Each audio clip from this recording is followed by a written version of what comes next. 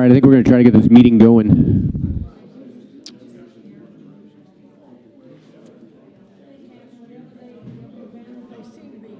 Done.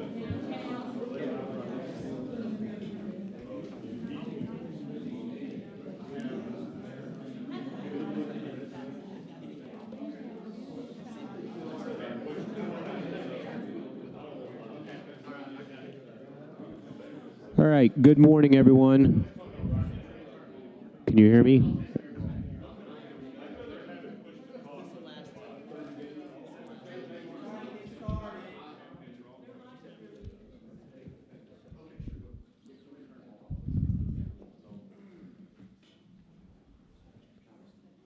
Can you hear? Good? Okay, it is 11:05, and we're going to call the Electric Utility Board meeting for November 17th to order. I'll call the Lubbock City Council to order a special meeting today with the Electric Utility Board. And I do not believe we have anyone signed up for public comment. Perfect. We will now recess into executive session in accordance with 1 VTCA Government Code 551.086 on competitive matters of Lpnl, 2 VTCA Government Code 551.071 seeking the advice of and consultation with Lubbock Power and Light's attorneys on a matter in which the duty of the attorney to the governmental body under the Texas Disciplinary Rules of Professional Conduct of the State Bar of Texas clearly conflicts with Chapter 551 of the Government Code, and seeking advice of its attorneys about pending or contemplated litigation or settlement offers, and 3, VTCA Government Code 551.074 to the appointment, employment, evaluation, reassignment, and or duties of a public officer or employee, that being Director of Utilities, General Counsel, Chief Financial Officer, and Director of Customer Service, and deliberate the appointment of a public officer or employee, the EUB. We are now recessing into executive. Lubbock City Council will hold executive session today for the purpose of consulting with city staff regarding competitive matters of the public power utilities under Section 551.086 of the Texas Government Code. Also, to discuss pending or contemplated litigation or settlement offers, and to hold consultation with attorney or attorneys under Section 551.071 of that same code. Finally, to discuss personnel matters under Section 551.074 of the Texas Government Code. It is 11:06. Lubbock City Council is recessed to executive session. Mr. McCullough, are we going next door?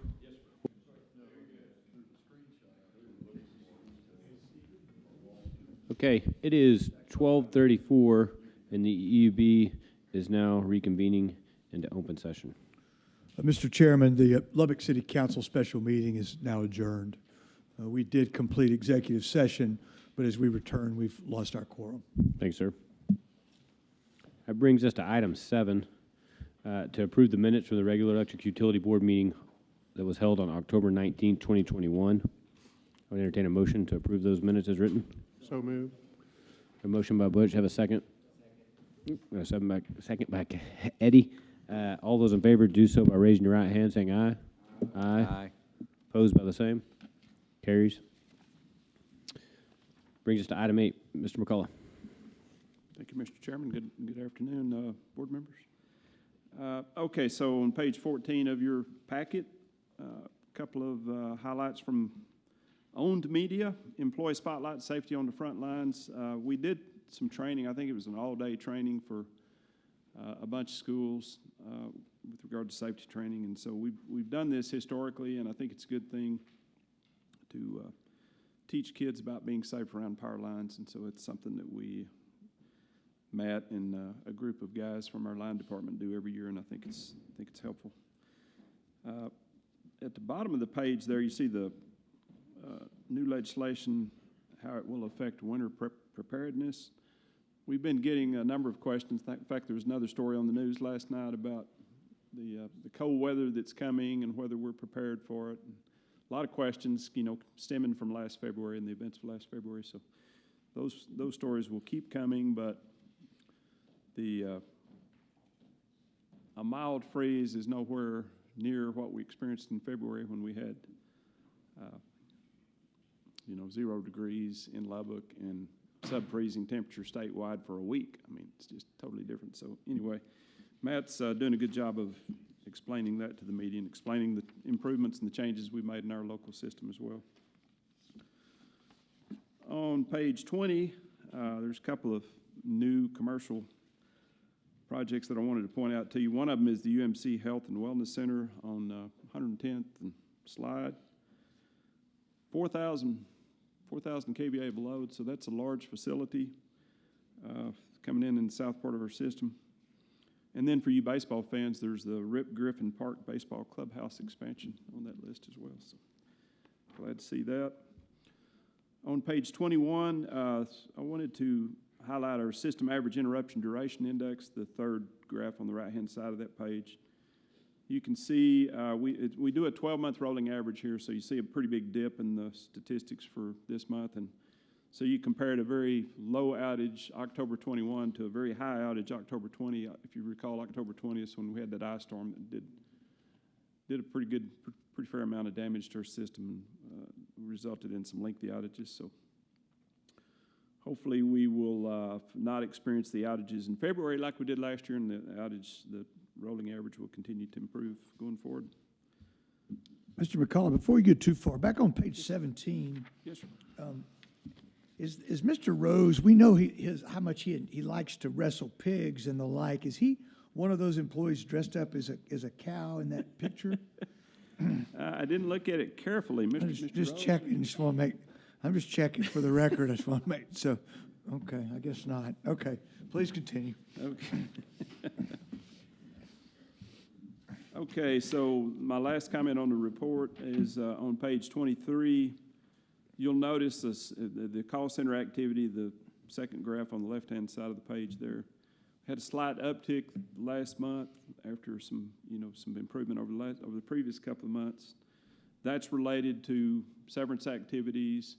When you're dealing with customers that are setting up payment plans and wanting to get their service restarted, it takes a little longer, and so that the severance activities are going very well, and we're within a few weeks we will be caught up back to normal.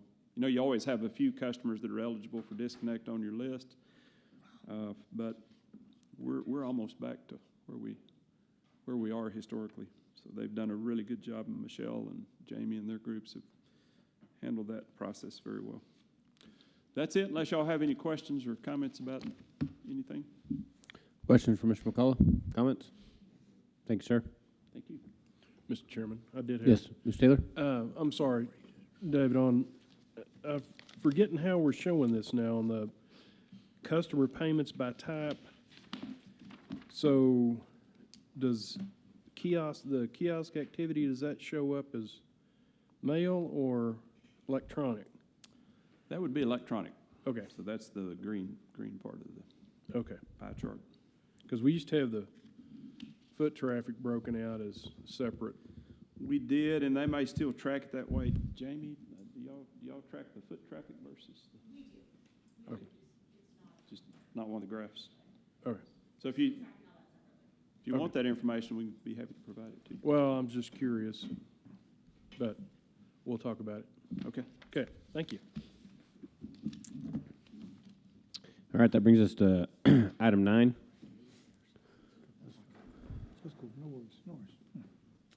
Hello, hello. Well, unfortunately, I have no financial statements for you. What a travesty!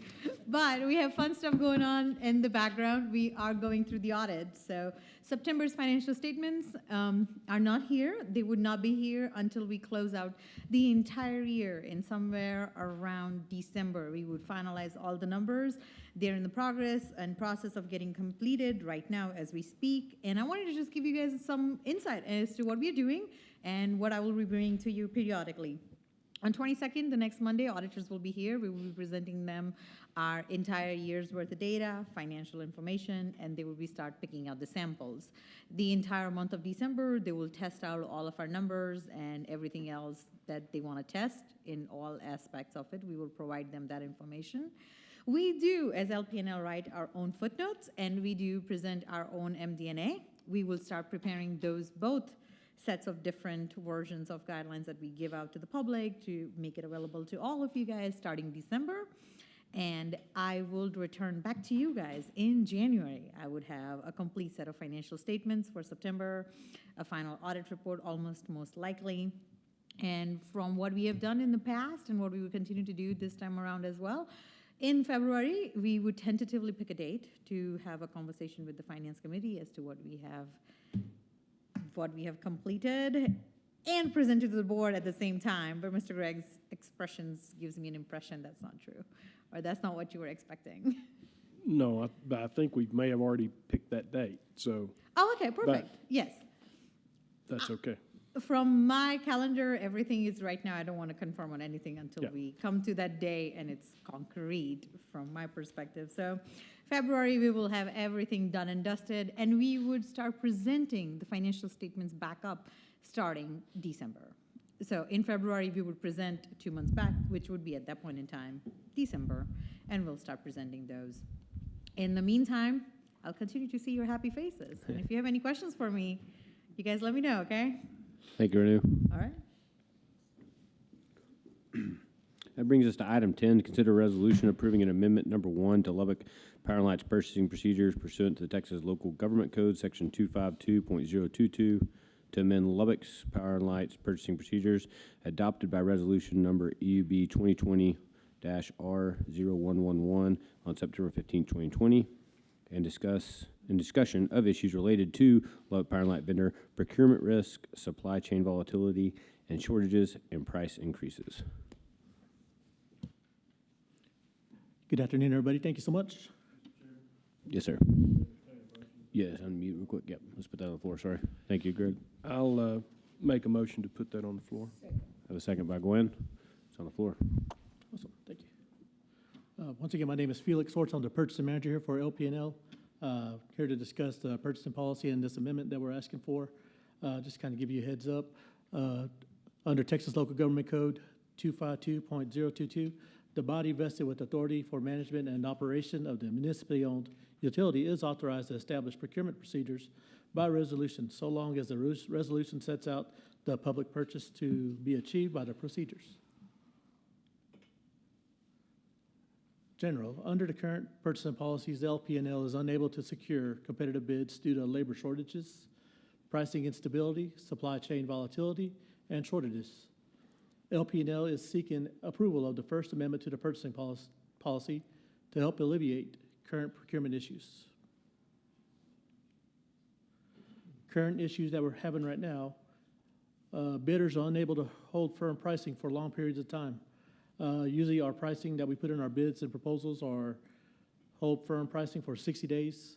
We are getting current bids right now with 3 to 10 business days, which doesn't even get us to a board date to approve. So purchase orders and contracts are being canceled due to increased costs in the product price index. Additional costs are being requested to make up for cost of steel, fuel, and other commodities.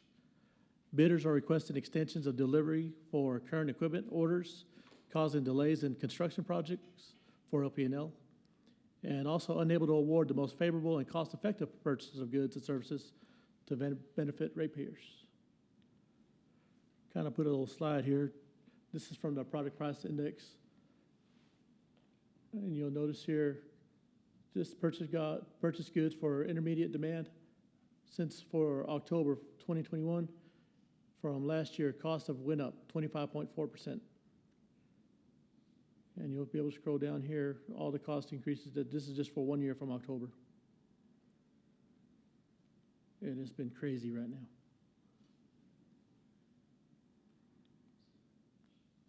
Solutions, and this is what we bring to you today. Update language to accept product price increases in the offers proposals. Award contract to the next lowest responsive bid if unable to negotiate contract awarded bid. And then, of course, update Lpnl's critical business needs for the purchasing manager to issue purchase orders for goods or materials when bids or proposals provided are valid for a short period of time and unable to wait for the EUB meeting, and requiring ratification to the body EUB if such purchase orders would exceed the director's purchasing authority.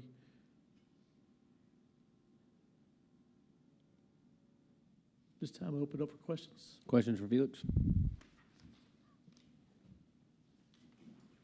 If no questions, go ahead and vote. All those in favor do so by raising your right hand saying aye. Aye. Aye. Opposed by the same? Carries 8-0. Thank you, Felix. Are you going to do 10 as well? Yes, sir, I sure do. Okay, let me read this one out real quick. Consider resolution approving amendment number 1 to the Lubbock Power and Lights purchasing procedures pursuant to the Texas Local Government Code, section, sorry, I'm on the wrong agenda. We're going to item 11. And you got to catch me, guys, out there. No, we'll skip right over them and keep going. Well, we added one in there, and so, item 11, sorry. Consider resolution authorizing the purchasing manager or his designee to issue purchase order amendment 1 by and between the City of Lubbock, acting by and through Lubbock Power and Light and T-Rex Utilities, Inc., through its affiliate T-Rex Global, GmbH, regarding transmission crew vehicles and equipment due to price increases and supply chain issues for same. Entertain a motion. Get it on the floor. So moved. Have a motion. Have a second. Second. Rock and roll. Yes, sir. Today we bring to you a substituted PO for Tariffs Utilities. On October 7th, they reached out to us requesting a price increase due to volatility in the market. We have gone back and forth with negotiations, and we are presenting this new PO to shoot back to Tariffs for acceptance. This would be a 10% increase on the 2021 units and a 20% increase for our 2022 units coming in for delivery. We are also looking at possibly at suspending these guys for 2 years based on this, and also looking at liquidated damages where we should recover some costs on this also. Good. Yes, sir. Questions?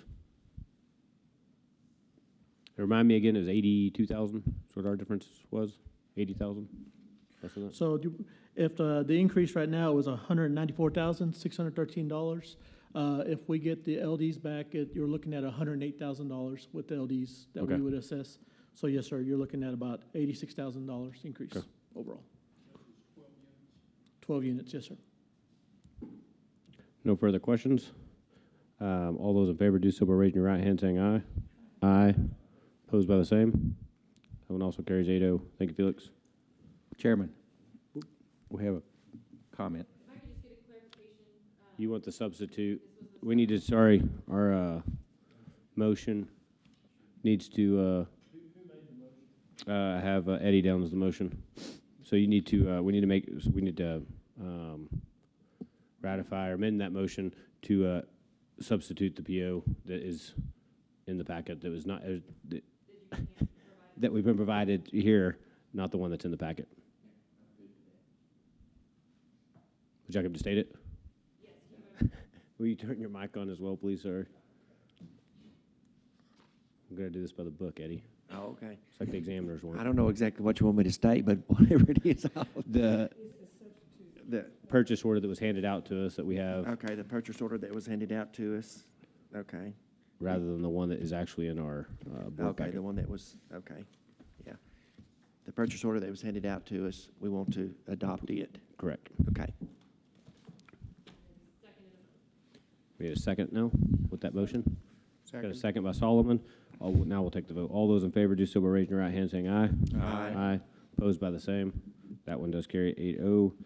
Motion by Eddie, second by Solomon. Okay. Gets us back to more presentations. Thank you, Felix. Appreciate it, sir. Thank you so much. Thank you all so much. Item 12. Second, Mr. Rose. That didn't get out, did he? Nice try. All right. So as we talk about every single meeting since the legislature convened through, the summer months, we've been talking about Senate Bill 3, kind of chief among the legislative bills that were passed. That was the reform bill for ERCOT.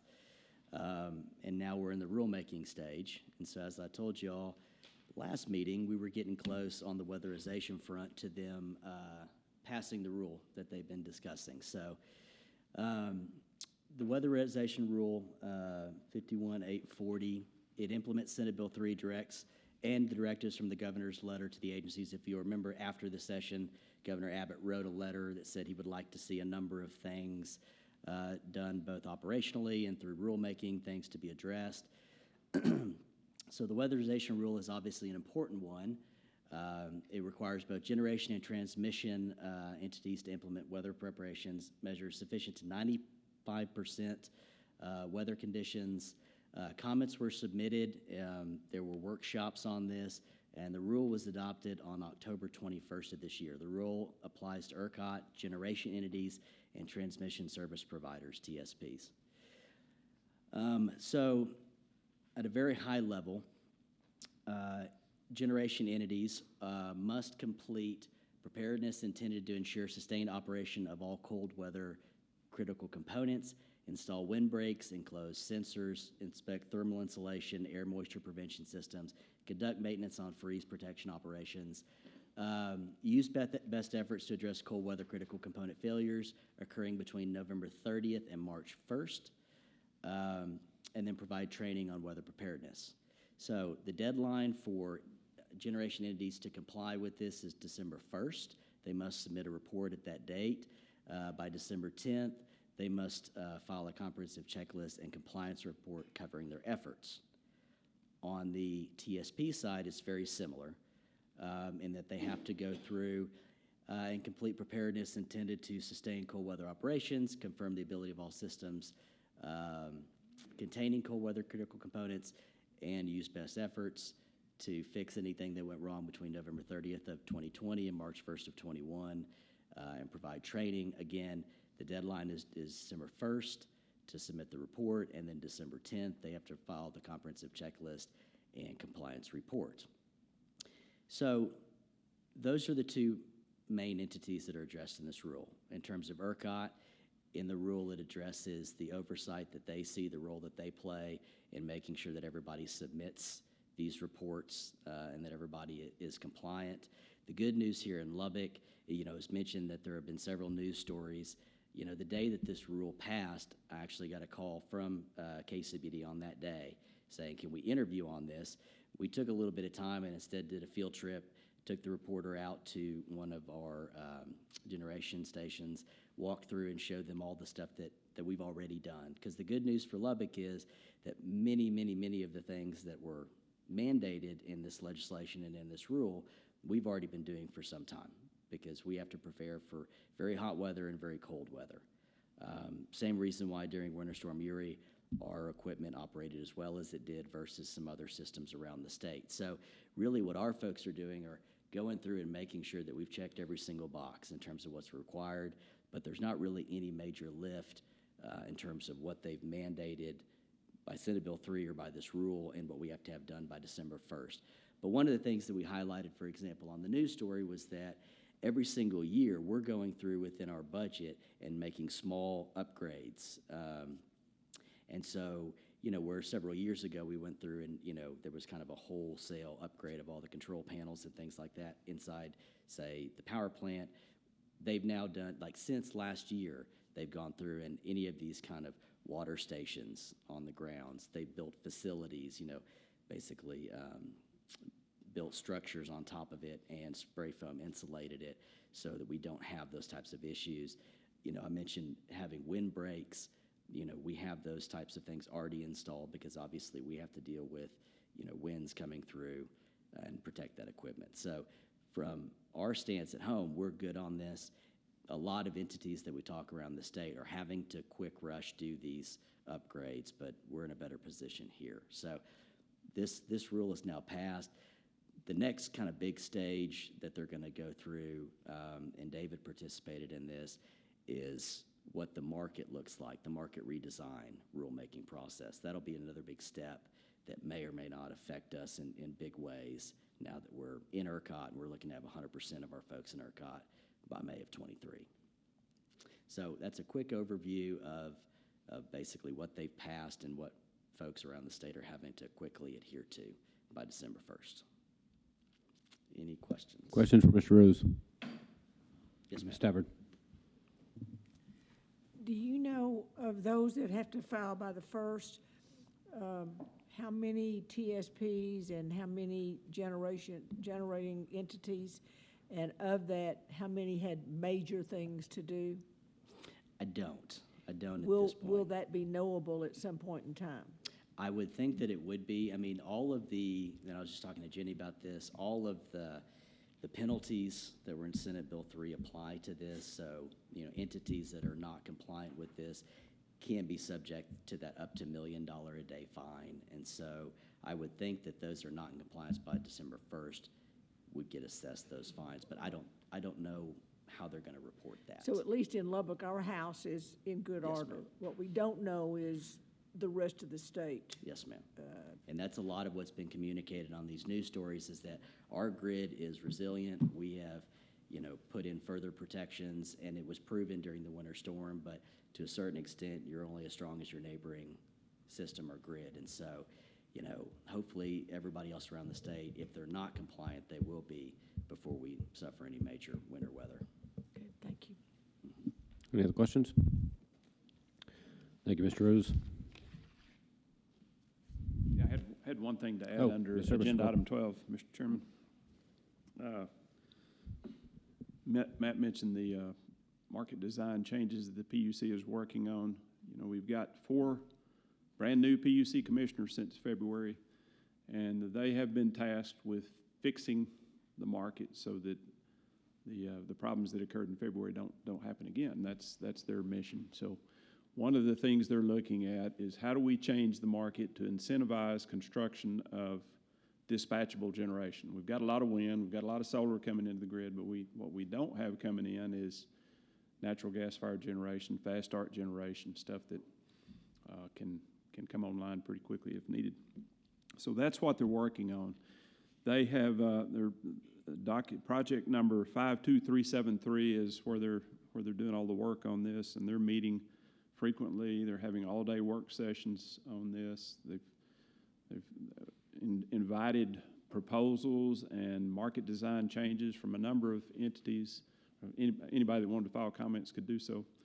So the chairman and the commissioners are holding meetings. The most recent thing that they did is the chairman put together a list of things that he thought they needed to do.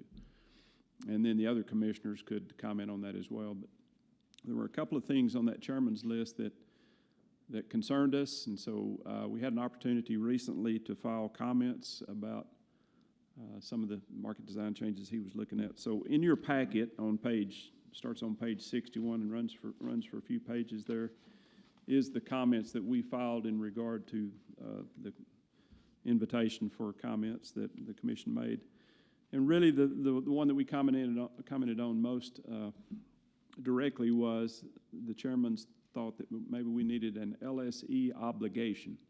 So what is an LSE obligation? It's where the load-serving entities have to basically acquire or own generation that they can point to, much like what we had in SPP.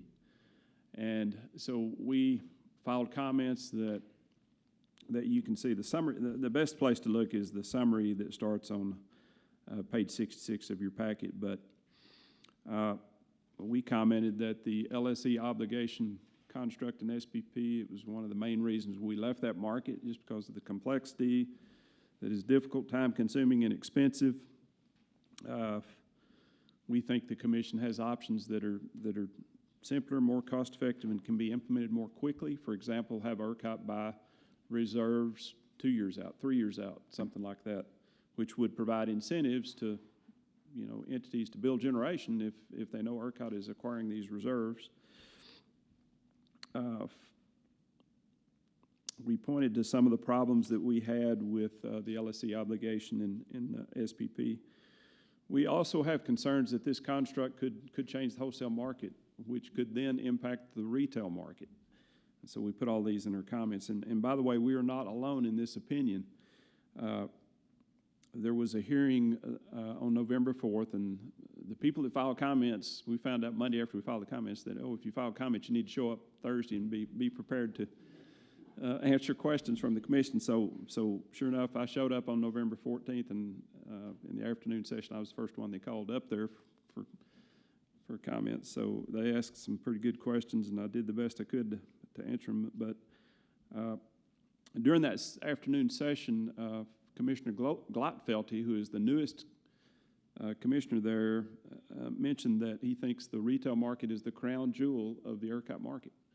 And he's very concerned that some of these changes that they're talking about, that really the chairman is talking about, could change the market, could change the wholesale market, could change the retail market. And he was also concerned about some consolidation that they've seen in the retail market. One of the large, and I won't mention them by name, but one of the large retail electric providers has acquired a number of what were independent retail electric providers, and so pulled them under their blanket, and they've acquired almost 50% market share now of the retail market. So it's concerned that if that continues, and if you create these rules that only the big boys could easily accomplish with that are affiliated with generation entities, they've already got the capacity resources, so they would have an advantage over smaller players that didn't have that connection. He was very concerned that it could result in a retail market that's not as competitive as it should be. So, and we share those concerns very, very much. So anyway, we made those comments. It's still a work in progress. There haven't been any decisions made yet. There's another hearing tomorrow. There's another hearing Friday. They're continuing to work on it. So hopefully our comments had some effect and some impact on the direction that they're headed. But we thought as we start talking about the choice that's before you on entering the retail market, we should at least mention that this is a risk that we're concerned about. It's not the end of the world, and I've got some other statistics that shows that as we stand right now, there's still a fairly competitive retail market with a lot of options out there, but we just don't want the commission to, in their desire, their right desire to improve reliability and get new generation built, that they harm the wholesale market, which could in turn harm the retail market. That's a concern that we've got. Any questions? Questions? Ms. Stafford? Mr. McCullough, do you feel like the new PUC commissioners took to heart some of your comments about the disruption in the wholesale and the structural problems, and do you feel good about them listening to you? You know, every time I get to testify, I always wish I had said something that I didn't say, and I always, it's true this time as well. I tried to answer their questions as best I could. I think there's some things that I wished I had said in addition to what I said, but hopefully it'll have some impact. I know that two of the commissioners have sort of indicated that they're not big fans of the Lse obligation, and the other commissioner, Mr. Glatfelty, is concerned about the retail market. Made the statement that it's a crown jewel and doesn't want anything to happen to that crown jewel. So I think yes. The answer to your question is yes. Mr. Taylor? Mr. Chairman. Thank you, Mr. McCullough. So I guess my question is the reason behind this consideration the capacity reserve, or in the overall sense for summer, or is it simply a result of the storm last winter? Primarily a result of the storm, I think. But really what we're seeing in the market right now, there's a lot of intermittent resources, the wind and solar coming into the grid. And that's putting pressure on all of the conventional units to, not make enough money to stay in business. So they're doing a number of things, and the Lse obligation is only one thing that they're looking at, but they're looking at changing the operating reserve demand curve to provide additional revenues to generators that can be online. Additional ancillary services that they're talking about implementing that could provide additional revenues and incentives. Their goal is to get steel in the ground, some new dispatchable generation resources is what they'd like to see. Well, and I guess that was my next question, is it seems to me that things respond better to incentives rather than rules. So if you had whatever the proper incentive is to do that would be the better option, because And that's what they're debating, is how do we create incentives that will get it done? And a lot of the things that they've talked about now, different generators have been called up and testified, and they wouldn't commit to building new generation based on the incentives. So, and like I said, it's a work in progress. They're still trying to find the magic balance there that will resolve the issue. But that's good to know. Thank you. Any other questions? So if we get ready to move to Yes, Agenda sir. item 13. Yes, sir. Okay, so we're going to give you a team presentation today. We're going to try to get through this in a fairly short amount of time, but the goal here is to provide information with regard to the retail choice decision that's before the governing bodies. It's intended to raise your awareness and give you things to think about, but also to serve as an aid in discussion and deliberations that you will be conducting. And I should point out at the outset here, we are not queued up for a vote today.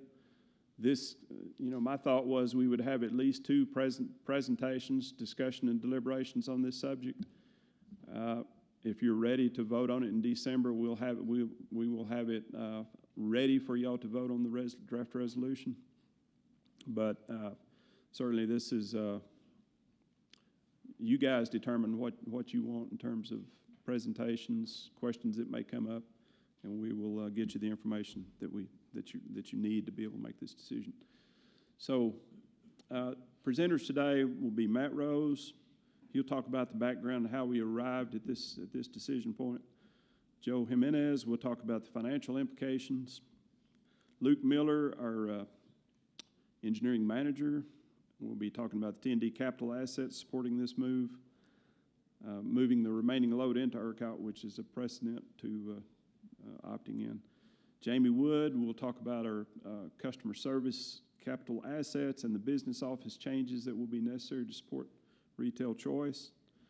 Jenny Smith will go through in detail the draft resolution that's in your packet. And then I will wrap it up with some pros and cons of retail choice, talk about the regulatory process, and then just kind of a high-level schedule. With that, Mr. Rose.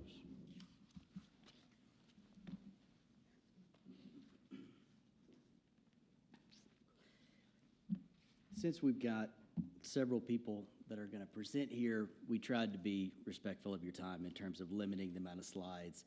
I will say at the start here, I was not as respectful, but I will try to go through these slides as quickly as I can. I told Matt 3 slides. Yeah, well, I got about 12, but I'll go quickly. So just wanted to kick this off by giving a recap of how we got to today. I know that y'all are very familiar with this timeline, but this presentation here, any presentations to council, I want to make sure that the public remembers that this is not something that we just started with the migration over Memorial Day. So on September 24th, 2015, we made the public announcement that we wanted to pursue integration into ERCOT. At that point in time, that announcement kicked off what would be a 3-year project to gain approval by the PUC by March of 2018. That time, we were not a member of SPP or any other regional transmission organization. And we had a looming expiration of a 15-year contract with SPS. We were in a close proximity to ERCOT lines, and it just, given a number of factors, it made sense. And so, as you all remember, 70% of our system was transferred over on Memorial Day of this year, and we have a goal to migrate the remaining customers in May of 23, pending some of the project Luke's going to talk about and some of the regulatory approvals. So what is ERCOT? As you all know, ERCOT serves 90% of Texas' load. That's more than 26 million Texans that are served in the ERCOT region. Of that, 75% reside in an area that has competitive retail choice. That comes to a little over 8 million electric consumers that are in a market where they can choose their own retail provider. This picture is normally used to explain to groups, kind of the different regional grids, but for this purpose, you can see that Texas is the only state that has a self-contained grid, which is ERCOT, and therefore, in that self-contained grid, per Senate Bill 7 in 1999, they offer regional competitive choice. So when we made the decision to go to ERCOT, the board and everybody involved developed the 5 goals that kind of guided that decision, and then used those as a benchmark as we went through and got approvals, and basically everything that we did up until May of 2021 adhered to those goals. But under the last one, we had at that point, and we've talked about this publicly, that moving to ERCOT opens the door to retail competition. It's not guaranteed because there are 72 municipal utilities in Texas that operate just like Lpnl does. There's 75 electric cooperatives like SPEC. Those are singly certified for their customers. However, with Senate Bill 7, it does give you the option to pursue it, and that's an option that was not available in the Southwest Power Pool. So the history of competition in Lubbock is that, up until 2010, you had two competing entities in Lubbock. You had SPS and you had Lpnl. And you had what they called alley-by-alley competition, which meant that they built facilities basically on each side of the aisle. And if you wanted to be with Lpnl, you hooked into our wires. SPS, you hooked into theirs. But in 2010, the city made the decision to purchase the electrical assets from SPS. And at that point in time, Lubbock became like a traditional municipally owned utility, which is that we are the sole provider. At that point in time, you did have a lot of folks here in Lubbock that were serviced by SPS that were not happy with that decision. And up until this day, we still hear that common refrain of people saying, we want to have some version of competition. The retail competitive market in ERCOT is far more complex than what you had previously, where you just pick between two providers. But it is a version of competition that we can move towards once we get 100% of our customers into ERCOT. I'm not going to read through all of these, but just to say that Senate Bill 7 passed in '99 deregulated a portion of the ERCOT market that was served by investor-owned utilities. I mentioned how many municipal utilities there are today. In Senate Bill 7, it gave municipal utilities or electric cooperatives the option to take a vote to deregulate and to opt into the competitive market, but it is an irrevocable vote. And to this day, there really haven't been any entities that have made that leap. There have been a couple entities that did transition over contingent of selling assets or things of that nature, but there hasn't been a Lubbock Power and Light or a South Plains Electric Cooperative that has stood up and said, we are going to voluntarily do this and join the market. So it's been over 20 years that option's been out there, but it's not been executed by anybody. But as you can imagine, the deregulation portion of this meant that, if you were a vertically integrated company that owns power plants, transmission lines, distribution, and retail, you would have to unbundle those assets. And right now, we currently operate as a vertically integrated company that runs all three of those aspects. So that's part of what would have to happen if we made this move. Every single legislative session, the Public Utility Commission gives a report to the legislature that's called a scope of competition report that at that point in time tells them exactly who is and how many are operating in the competitive market. So the last one that was provided was 2019, heading into this last legislative session. At that point in time, there were 116 retail electric providers in ERCOT, 315 total unique products, and 77 of the products were solely supported from renewable resources. That number is always subject to change, and as David mentioned, with the market redesign rules, could certainly be subject to change if there's a wholesale kind of shift in how we address the market. So I would not say that those numbers are accurate today, but that's the last kind of official report from the PUC. So in your packet and passed out to you today is a document that is conclusions from the Transition to Customer Choice study. We engaged in a large study of this option in Q3 of 2018. This came after the City Council and the Electric Utility Board had both passed resolutions to pursue this option for citizens, and after we gained acceptance in March of 2018 from the PUC. Study includes a full assessment of every necessary step in order to engage in the retail competitive market, which includes closely studying the two systems that Lpnl owns and operates. During the course of the study, I can say that it was clear to staff that the only reasonable and equitable way to achieve this would be to make a transition at the point where all customers had access to the retail competitive market. So should y'all move forward, it's kind of been staff's opinion that the only reasonable way to do that would be when you can offer it to everybody. So where we have this two-step process where 70% went over Memorial Day of 21, the remaining 30 set to go over May of 23. It was our belief that trying to engage in a retail market in between that would be very confusing to customers and could potentially lead to a lot of disruption in our local market here. So as y'all examine this over the next meeting or two and we have these discussions, that's really a big takeaway from the study. And what was made clear to us is that there was really kind of no realistic or viable way to do this until we had everybody across the line. The last thing I'll say from my portion before turning it over is just that, you know, looking at this study, looking at all aspects of this, it's important that we examine all aspects because this decision opt-in is irrevocable. So it would be one of the largest decisions that this utility has obviously made in its history. So that's why we've taken so much time to examine it, and you know, we'll take as long as it takes discussing the ramifications with the board and council. So I'll turn it over to Joe at this point to go over financial. I said, y'all want to do questions in between each speaker, or would you rather wait till the end? I was going to say, if y'all have something burning, I can answer that, but I know David is going to wrap this up and do Q&A, and we'll all be here to answer questions. So if you do have something, you can ask at the end. Okay. But You have one that's... Mr. Rose, I was just curious as far as the number. There's a statement here, there's 8 million customers in the competitive retail market. So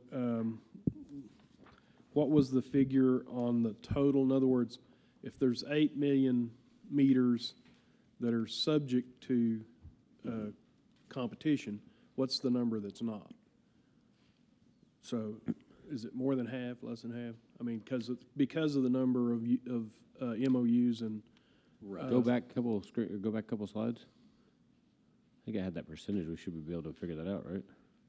Yeah. Keep going one more.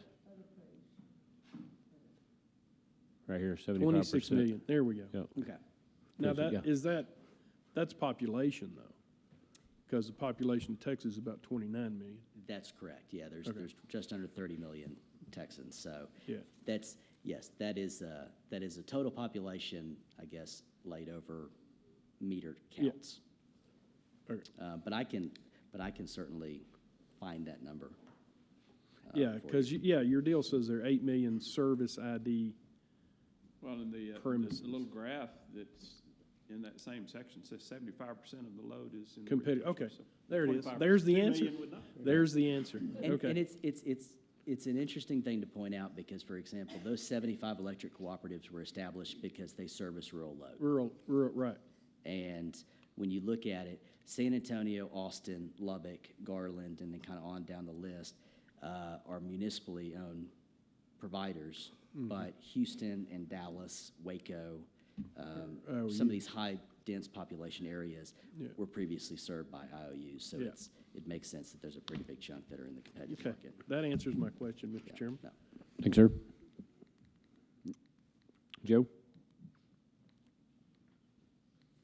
You only had to click 3 times if you'd have followed the rules.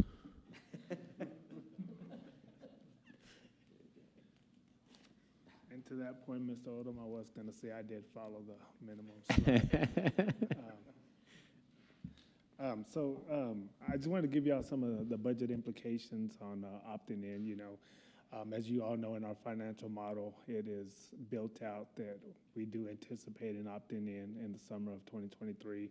Again, that's just a caveat. We can always we'll go the direction of the board and council and go the other way. You know, a couple of years ago, we used to present y'all with a non-opt-in financial model and the retail choice model, but given more clarification over the past couple of years, we've just presented the retail choice model, which, again, like I said, given the direction, we can always revert back to the NOI option.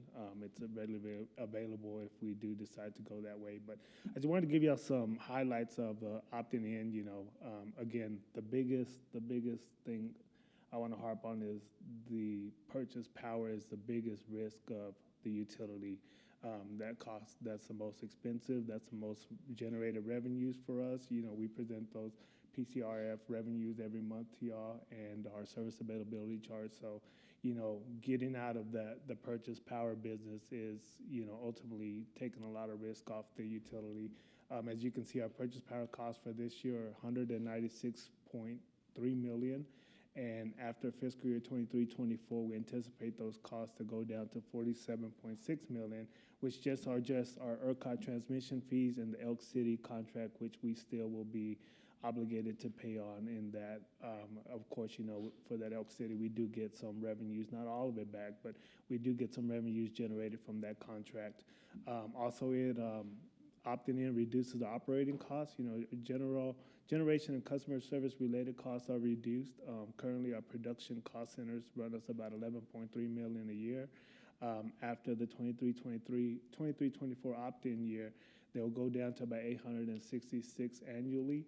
And that also is dependent whether we decide to take our generation into ERCOT. You know, we will do some studies to see whether it is worth taking those in there, generating revenue, offset by the fuel costs and keeping a short production staff on there and maintaining these generation units. So that's still something we need to evaluate before we make a final decision on that. Also, we do have higher quality revenue streams. As you know, we'll have a transmission cost of service, so it won't be volatile. It won't be our revenues won't be based on weather or, you know, energy cost and all that. It'll be a quality revenue stream. And then again, that provides the city a stable franchise fee and pilot transfer as well. You know, their pilot and transfer fees depending on the revenues we generate for energy, and it's 5% of that. But if we get out of that, their revenue stream for the franchise fee and pilot will be a little bit better. Another thing is our policy reserve levels. Right now, we're 3 months at policy reserves. Once we opt in according to the model, we will go to 4 months of general reserves. And the reason for that is that, you know, our general reserves are based on your expenses. And once our purchase power costs are taken out, our expenses go down. And so that lowers our general reserve policy. Right now, our general reserves are estimated at $69.4 million. Once we get rid of the purchase power costs and the opt-in, they will go down to $43.8 million annually. So you can see that's significantly lower. And so right now, what we would do with that over collection, you know, we're at 69.4. Our policy level would drop down to 43.8 million. So we would use that extra excess reserve cash to cash fund a lot of capital projects going forward, no longer needing to take debt on a lot of the cash funded projects. And of course, y'all know our ultimate goal is to go 70% cash, 30% debt financing in the future. And then this is a big step in being able to achieve that goal as well. And then the last thing is, you know, current credit ratings, you know, we have to provide the credit rating agencies with our financial model. So given that, we've given them what's in our budget book, which is the model that says we are going to opt in, you know, in 23-24. So based on that, that's how they gave us our credit rating this year. You know, we were put on a negative outlook, but they didn't ding us any this year. Just put us on an outlook because they anticipate that we do plan to opt in the summer of 2023, which reduces the risk to utilities. So that's a big thing. You know, we pretty much got to put the negative outlook just because we took 70% of our load into ERCOT. That was an automatically negative outlook, you know, but once we assured them that our plan was to get out of the purchase power business, you know, they realized that the utility will be taking on less risk going forward. So that's the reason we're on the negative outlook. But so what I did is I put in a couple of quotes from their final report. As you can see, they directly harped on it that the utility is eliminating some of its risk by moving into ERCOT. I mean, moving into the retail choice. So I did want to harp on that, you know, and that could really, you know, that credit rating or our credit report is based on that. That's how we issue debt. So we pay a percentage based on our credit rating. So if we do decide to not opt in, you know, they could put us or ding us a little bit.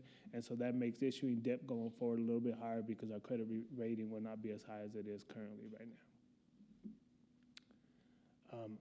That's pretty much I had on the budget implications. Like I said, I just hit it at a high level. And of course, you know, like I mentioned, the financial model we have is with the direction of opting in, but we can always change that based on the board's and council's decision going forward. Thank you, Joe. Luke?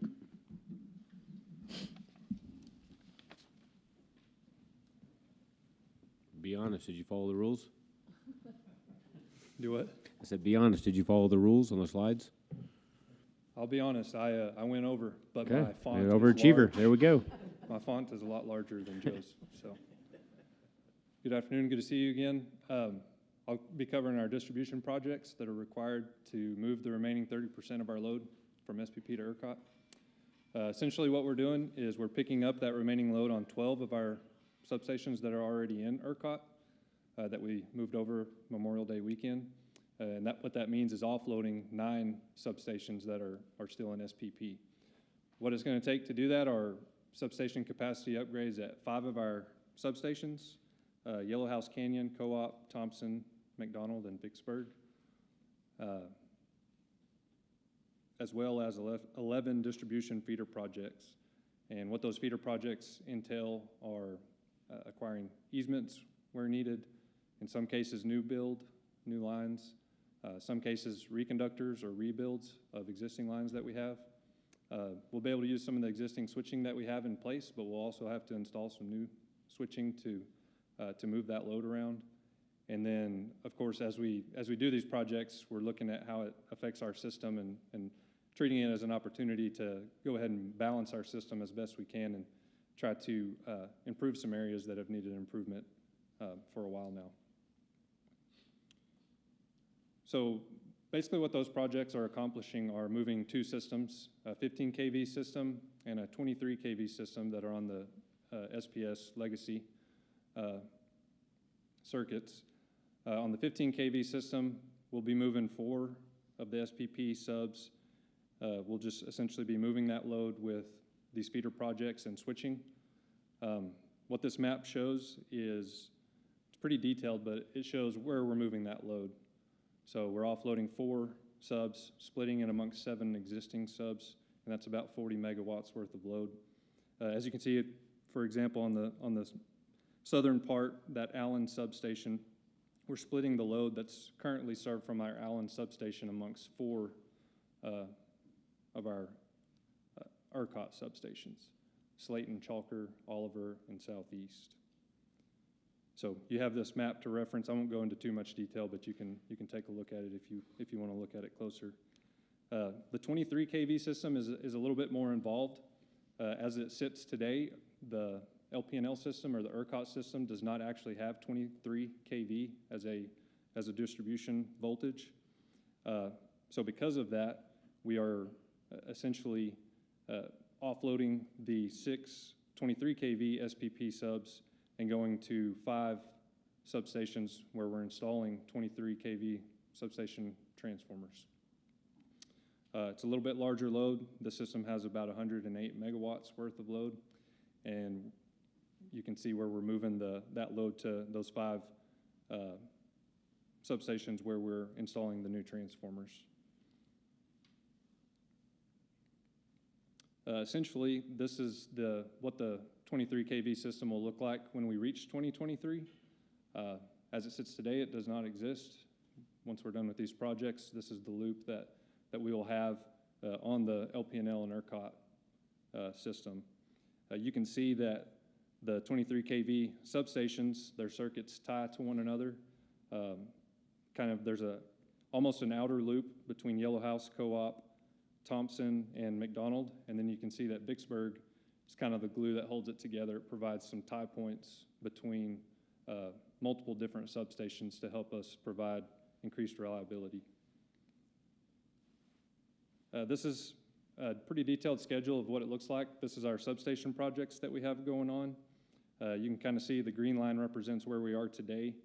We started procurement on our Co-op and Thompson substations. We're far enough along in the engineering that we've started those procurement processes. And as you heard earlier, we're starting to see some of the increased lead times with the supply chain issues that we're having. And while we've built pretty good cushion into our schedule, we're paying close attention to that so that we can try to adjust as necessary as we get further into our schedule with these substations especially. You'll notice on the bottom of the schedule there, Northeast and Yellow House, those aren't critical to cutting over in 2023, but they're projects that we're kind of running towards the end of this project that will help our system. This schedule goes over the feeder projects. Once again, the green line represents where we are today. You can see we've already completed construction of our Southeast and Chalker feeder projects. We're in the closeout phase. We're in the procurement phase of our next projects, and then we'll continue on down the schedule. This is our kind of where we end up in the project. You'll see that some of these projects actually go past the June 2023 date, but those projects are not critical, or those aren't necessary to actually cut over the load. So there'll be things that we tie up at the end. Also just wanted to, I mentioned on our 23 kV loop that the Vicksburg Substation is really important to that loop. Vicksburg Sub, it's critical from a transmission aspect, but it's really critical on our distribution system. It has 15 kV and 23 kV. The 15 kV serves load that can't be offloaded to adjacent substations. And so we have to have it in order to serve the load that we currently have on the 15 kV. And then in addition, we studied ways to move the 23 kV without adding that capability at Vicksburg, and it just we weren't going to be able to do that with the additional load that we're moving from SPP. And so and as you saw on our map, that it provides critical tie points to multiple subs to help us increase our reliability on that 23 kV system. So that's all I have. Questions? Jamie? No, I didn't stay to the rule either. I'm sorry. Jeez. So first, I just want to start with a quick overview of our current utility billing systems, just a snapshot of where we are now, and then where we're moving. Looking forward, one of the biggest changes that we're going to see is the addition of the MTM, which is the Market Transaction Manager. Essentially, this is the cornerstone of all the technology when it comes to opting into retail competition. Next, we want to take a closer look at some of these integrations into the MTM. The AMI head-end system, which will manage the meter communications to and from, the mobile workforce management system that'll manage all of the field work for us, GIS for the new electric construction, and then ERCOT and the EDI gateway. The EDI gateway is really the secure communication platform that's going to manage all of the transactions and everything system to system from us to ERCOT, the retailers, et cetera. And then we've got the Smart Meter Texas website.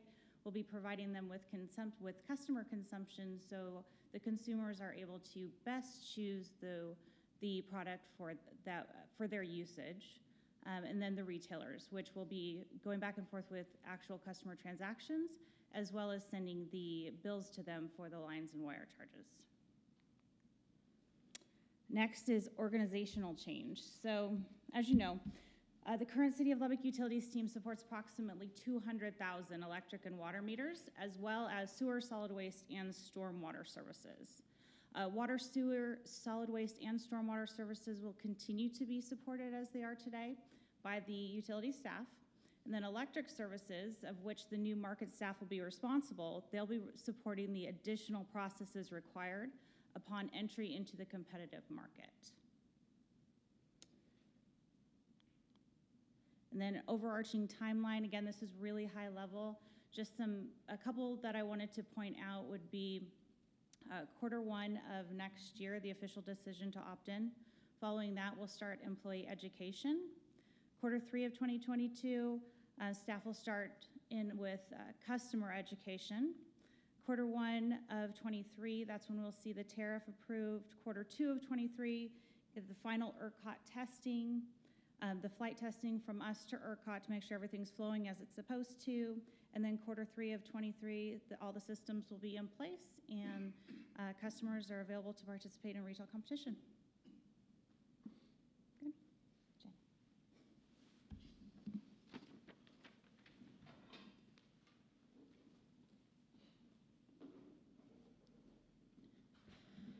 Good afternoon, Board.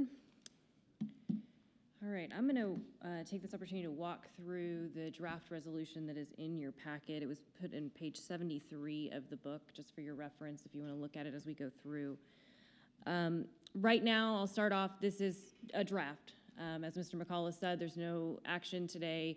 This is a draft, and I invite and welcome any feedback, especially after hearing all the presentations that you've had. I think, you know, if there's things we haven't thought of, if there's questions you have about it, we're happy to take any of that back and work on this draft, because it is just that. At the time that this decision does come, if it comes before the Electric Utility Board and the City Council, if it is approved, PURA Chapter 40 states that the decision is irrevocable. So it cannot be altered, modified in any way once it is passed. There are many operational and mechanical steps that you've been hearing about today that are required to actually initiate customer choice in the city of Lubbock. As a result, the draft resolution outlines the various conditions for those requirements that still would need to be met in order to opt into competition. And so because of those outstanding efforts that you're hearing about today, the resolution does not include a date certain. Rather, it outlines certain conditions, and then it provides for setting a date certain at a future time. So we'll get into the conditions. Condition number 1, Lpnl's total load has been fully integrated into ERCOT for a minimum period of 60 days. So this would allow some time for the transition of the full load over into ERCOT to get settled there and then to implement something else that is new. In addition, this accounts for the regulatory process at the PUC that has to be undertaken to get the remaining load into ERCOT. Number 2, ERCOT and/or the Public Utility Commission of Texas or any other applicable regulatory body approves the initiation of customer choice for Lpnl and its customers to the extent necessary or required. This is in here mostly because there are a lot of rulemakings going on at the PUC, and an abundance of caution. If there's any regulatory body that does end up wanting to approve this, I just wanted to make sure we included that. Third, the Electric Utility Board and the City Council of City of Lubbock have established a process for selecting the provider of last resort for customers within Lpnl's certificated area as of the date of the initiation of customer choice, and have ultimately designated the entity that will serve as the poller. As you will recall, the Electric Utility Board and the City Council may develop the processes and the criteria for selecting the poller, and PURA Chapter 40 requires that on the date that choice is initiated, that the poller be in place. So this is another condition that would need to be met before customer choice can actually take place. Number 4, Lpnl has its Market Transaction Manager software, which bills the retail electric providers, fully operational, and all necessary testing is completed. That's what you just heard about on the MTM side, that's going to be billing the system. And number 5, Lpnl has the communication channel with ERCOT through EDI Gateway, again, fully operational and all necessary testing completed.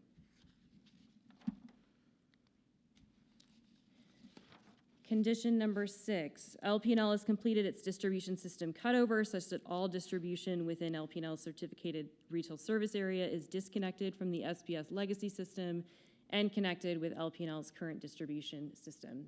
This is the completion of the projects that Mr. Miller was just talking to you about.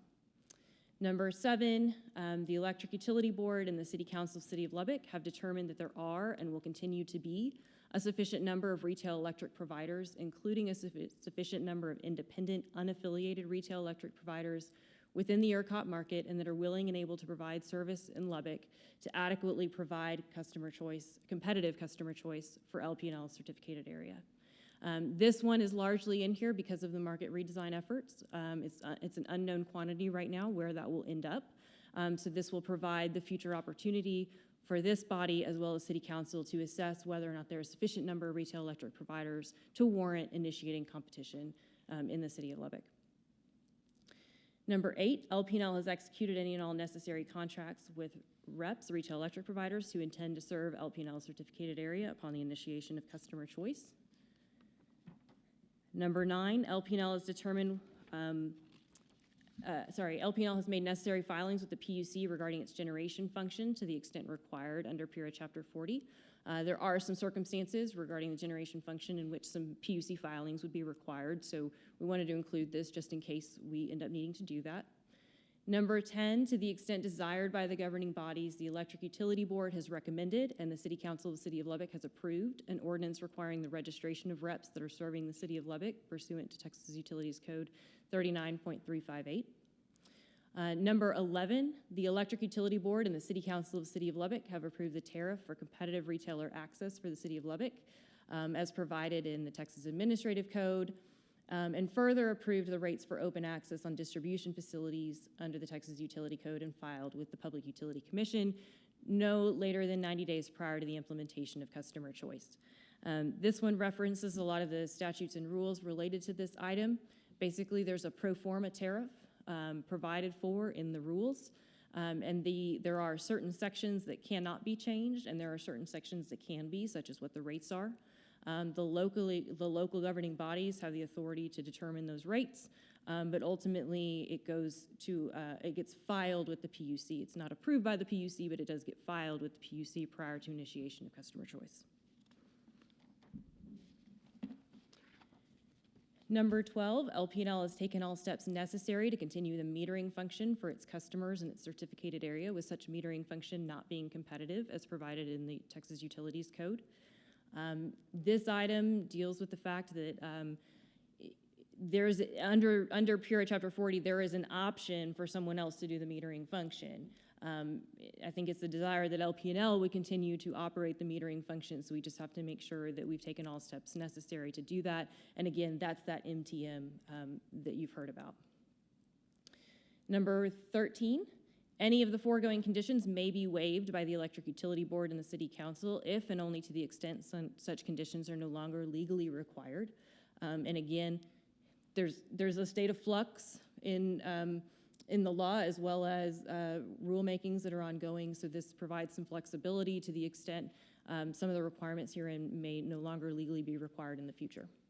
And the last condition is that the Electric Utility Board and the City Council of City Lubbock has by resolution confirmed the foregoing conditions have in their sole judgment been satisfied or exceeded, and have established a date certain for when customer choice will begin in the City of Lubbock.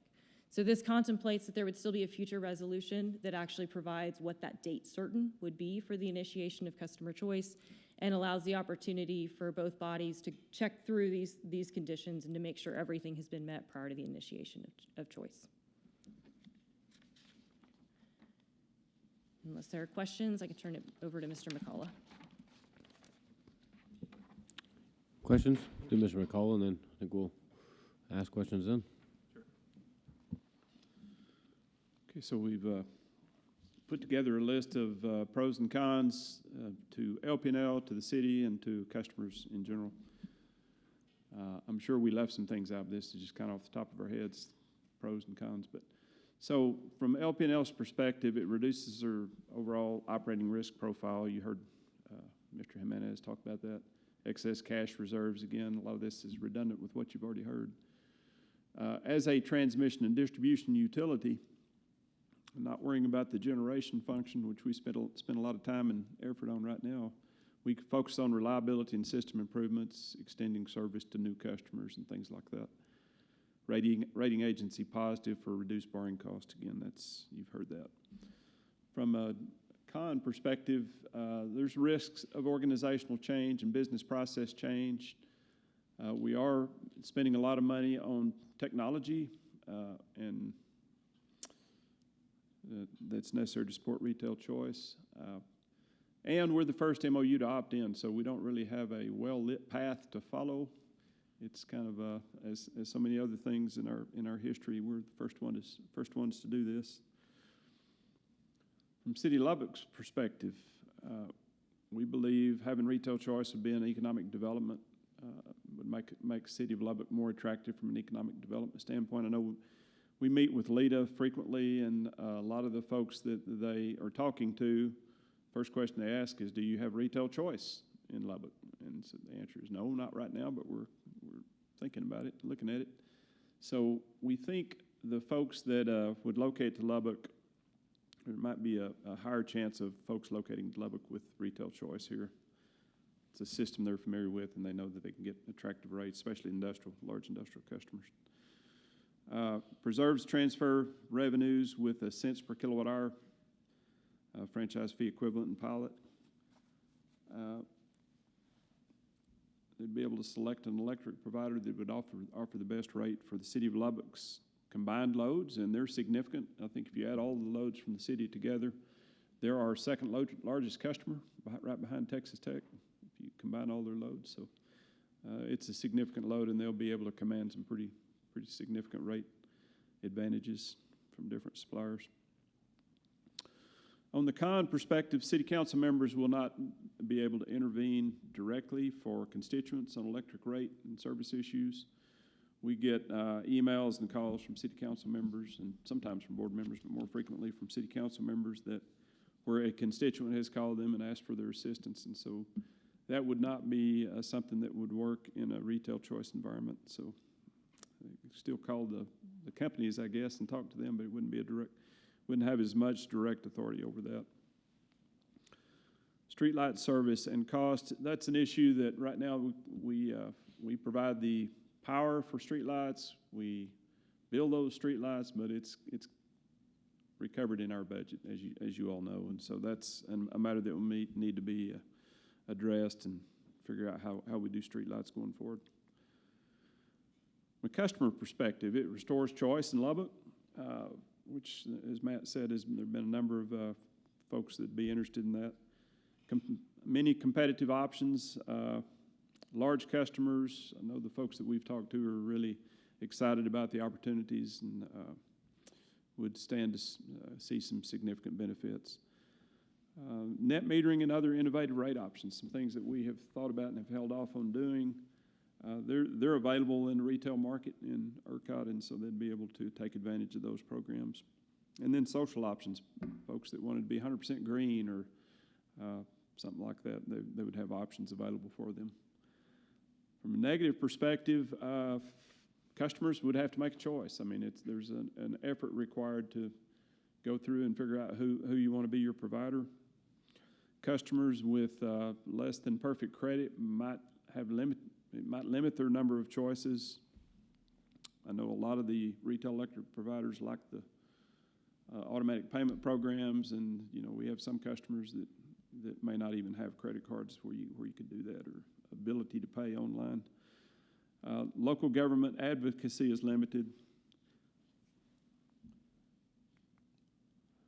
So where we're at in the regulatory process right now is we've got EPE is looking at studying the moving the load from SPP to ERCOT.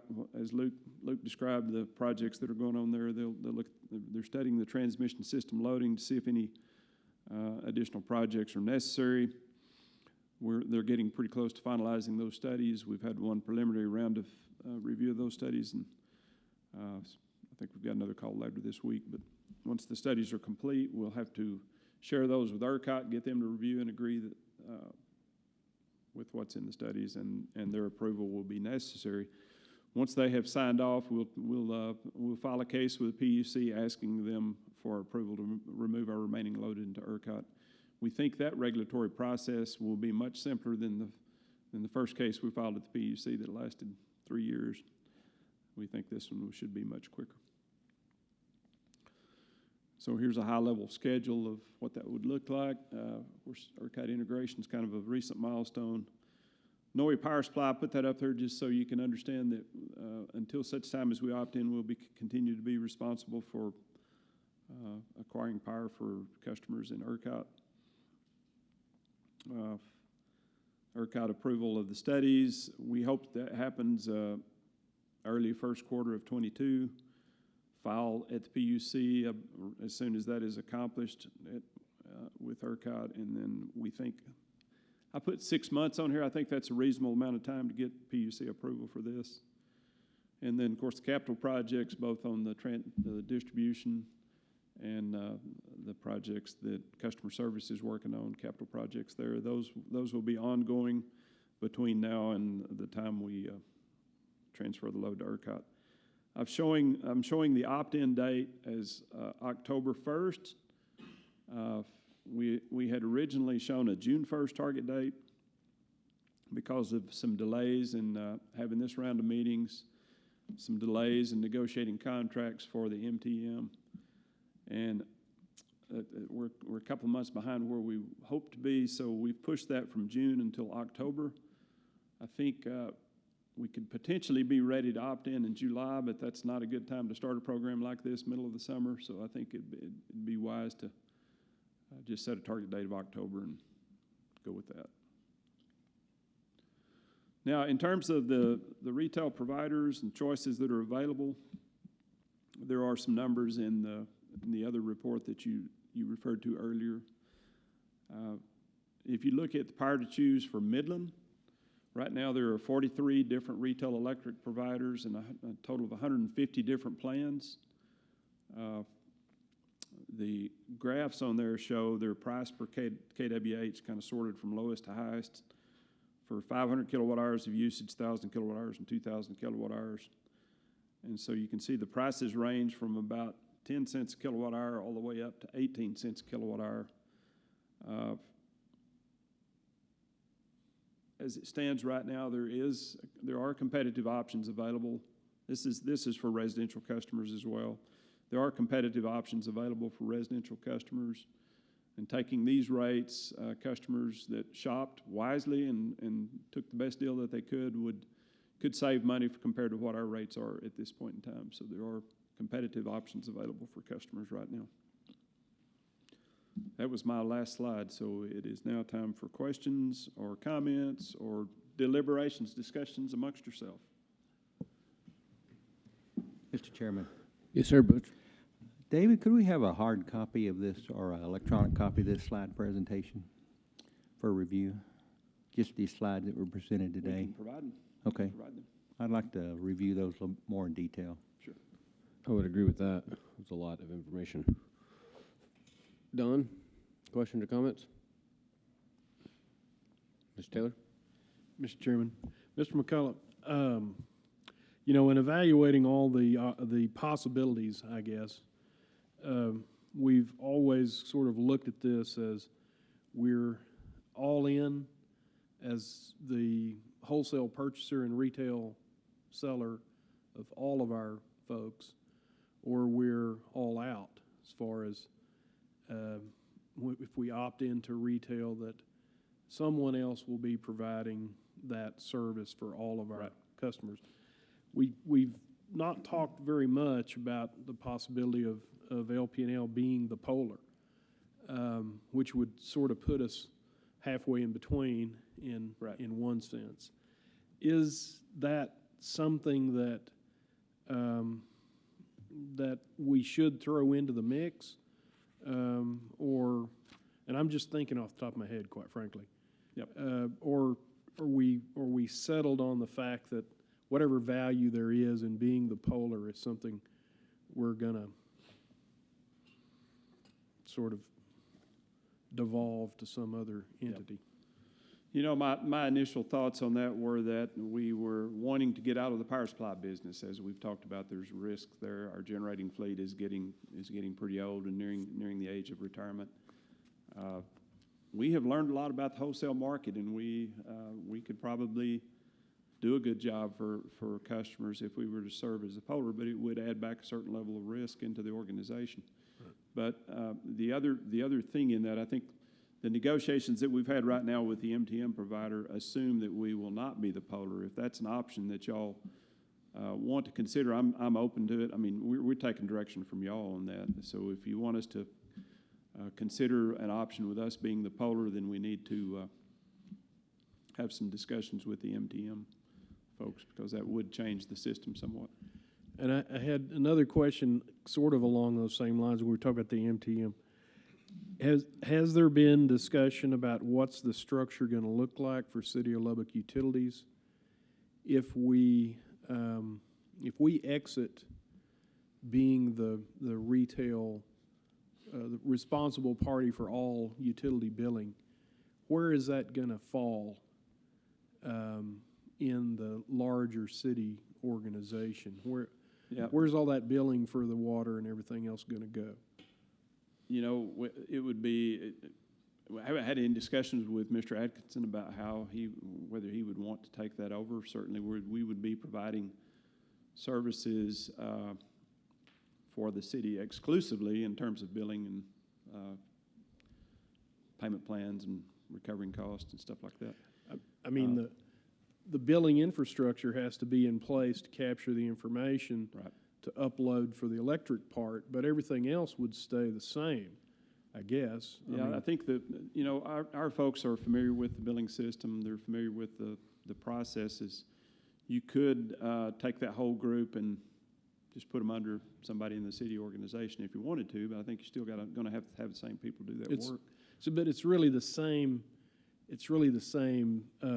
process. It's not like we're eliminating a process. It's just, No, all we're of that just still carving has to be some done. information out and Right. kicking it somewhere else. Yeah, if you, let me go back to that slide that Jamie showed with the organizational changes. So right now we have 36 billing personnel, 32 collections, 40 customer service, and 24 field service. So we're going to need new market staff to manage these functions. And by the way, this is a work in progress. These are not the final numbers. We'll need to study a little more to come up with final position numbers. But we know we're going to need some folks to handle billing for the retail electric providers to bill the TDU charges and communicate with them. We'll need collections folks. We'll need some customer service folks, and we'll need some field service folks to manage the transactions that come out of the ERCOT system. But so the post-entry utility staff, this is COLU staff, the ones that are dedicated to the city utilities, that number would be reduced significantly from where it stands today because you wouldn't need as many people to handle those functions if you take electric out of the mix. But you're still going to need some new folks or transfer some existing folks into new positions that can handle those new market functions. I don't know if that answers your question or not. But Yeah, it does. It does. Just get a little clarification if I could.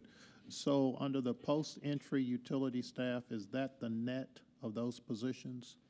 The column on the far right hand would be the first column with electric removed from it. Under the current utility staff? It'd be performing the functions that the current utility staff do, but without the electric function. So that's really the COLU group as it would look, right?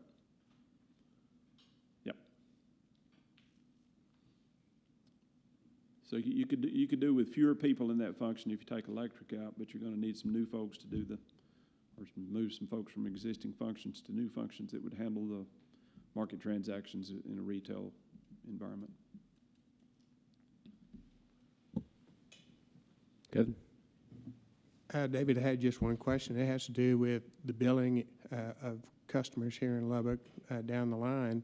And outside of the kilowatt hour cost, what other sort of charges might vary between different choices that they have? For instance, if there's a $3.50 fee that XYZ does, but ABC, does $7 worth of that same thing. Has there been a study as to what costs other than the kilowatt hour are basically being charged customers in ERCOT and through choice?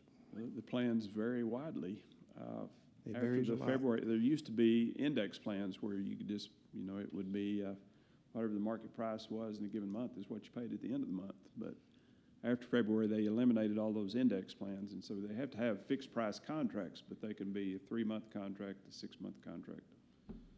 I've seen, I think there's some as long as 5 years in there. So you can get variable length, you can get variable mix of green versus traditional generation. There are some net metering option plans in there where you can take advantage of your solar system if you've got one, and there's buyback rates. There's also time of use rates where you can, if you're willing to, take a Nest thermometer from them and let them control your thermostat, they'll give you a discount on your rates. So there's some innovative options out there for customers that want to try those programs, and there's different charges associated with the different programs as well.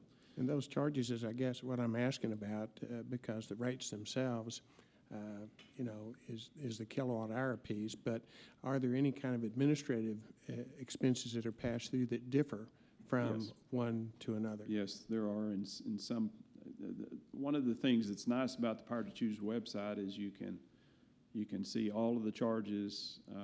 You have to do a pretty deep dive to see all of the charges because it includes the TDU charges as well as what the retail electric provider is going to collect for the Oh, that's generation good. business. But if you want to do a deep dive, you can see all of those charges up front. David, I think you got, yep, Jamie behind you. Real quick, some of the other charges that you're gonna see are what we're going to come up with the tariffs. So the tariff will have all of the disconnect charges, all of the associated charges that we're going to charge the retailers will then be passed on and show on the bill from the retailers to the customer. So when we bring that tariff for approval, those will specifically be the charges they'll see in addition to the KWH. Okay, Does that make sense? thank you. Yeah, Mr. now, Taylor? For commercial customers, there will be demand charges and things like that as well. Residential is usually just straight per kilowatt hour fee, but there'll be demand charges for commercial customers and industrial. Mr. Chairman, Mr. McCullough, if I'm getting off into something I shouldn't, let me know. I can't remember off the top of my head what our initial estimate was of our TDU cost. Was it just ballpark per kilowatt hour? Or if you can't answer that question, we'll. Yeah, I don't remember off the top of my head, and that's something we have a rate consultant that's Right. going to start looking at our books and classifying us, helping us develop doing an update in our cost of service model first of all that will be applicable whether you guys decide to go forward with the choice or not, but then having that baseline information where they can start developing our wires charges, our TDU charges. Yeah. And so it's a combination of what we pay others that have to be pulled in and then what our charges are. We'd also need to identify stranded costs. We may have some small amount of stranded costs that we would want to include in that rate. You'll have the metering charge. You'll have, we'll have to recover the cost of our billing system, at least the piece that's associated with the retail market. So all those costs will have to be in the bucket that would be identified as customer charges or meter charges or something like that. Okay. Well, I know we've had discussions about it. I couldn't remember where we thought we'd set that initial rate. So anyway, and I don't want to get off into something I shouldn't. So.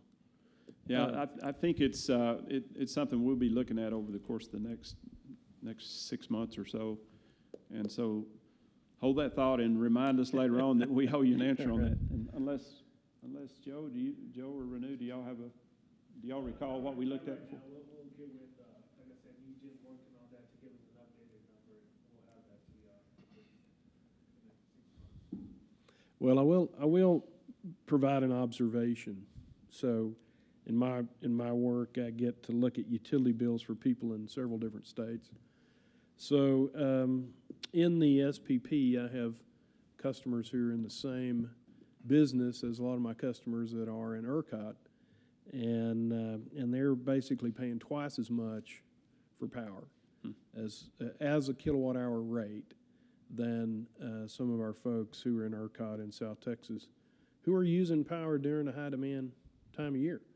But, it's another one of those things that reinforces, why did we do this? It's because there's a more efficient market for energy in the ERCOT grid than there is in parts, not all places, parts of the SPP grid. So, anyway, just an observation. Gwen, did you have questions? The tariff that we would be charging the retail electric providers, I don't know if I should even ask this, is that a metric that affects the people that want to participate in this market? Like in Midland, you said you only had 43 providers, and there's 116 in the state of Texas. Is the tariff going to be a factor in who wants to provide retail? I wouldn't think so because it's really a pass-through for the retail electric providers. It's, whatever we charge them is what they're going to collect from their customers. And the 43, I used Midland as a proxy for what we might see in Lubbock. I'm sure in Dallas and Houston there's probably more I didn't look at their zip codes to see how they compared in terms of number of retail electric providers, number of customers. I just felt like we would probably be similar in interest from retail electric providers as a place like Midland. But that may be incorrect thinking on my part. Mr. Fields, do you have any questions? No. Eddie? No, sir. Anyone else? Oh, Don? Yeah, this goes back to pros and cons. Has any study been made as to why out of 72 municipalities, nobody has ever opted into this in the, 10 or 20 years that it's been in effect? I know that TPPA, Texas Public Power Association, did some studies about 10 years ago looking at the costs to enter this market, and they're not insignificant, as y'all know. We're looking at spending a lot of money to add the systems that we need to do.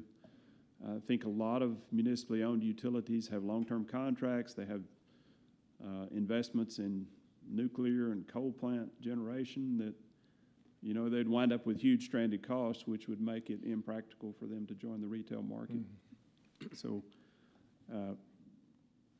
Matt, you have any thoughts on what might be a different answer to that question? No, I think that's it. You know, every single legislative session, you have bills to force public power entities into the deregulated market. And for Austins and San Antonios and people like that, the number is just too overwhelming for them to even think about.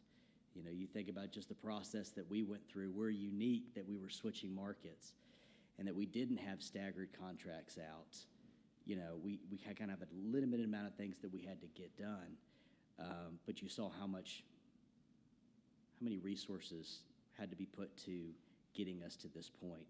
So if you take an Austin, to David's point, I mean, just they're trying to unwind power contracts could be billions of dollars.